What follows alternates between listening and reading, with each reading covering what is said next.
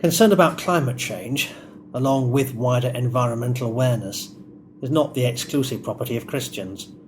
Others of all faiths and none both share our concern and offer leadership in making practical responses. Dedicated environmentalists, who are not also managing commitments to other religious priorities, may outstrip us both in zeal and achievement.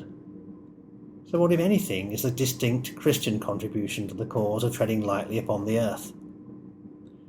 St. Francis can help us here again. His passionate embrace of voluntary poverty was rooted in a profound experience of the love that held Christ to the cross. Born the son of a rich merchant, he discovered that our true worth is not measured in possessions, but in the value that God himself places upon us. He no longer needed to measure himself against his fellow citizens by the weight of his purse or the opulence of his parties. Indeed, he found that material goods all too readily became an idolatrous distraction. Whilst only a great saint may travel quite that far, we can take from him a distinctively Christian sense of sufficiency and adequacy in what we own and what we use up.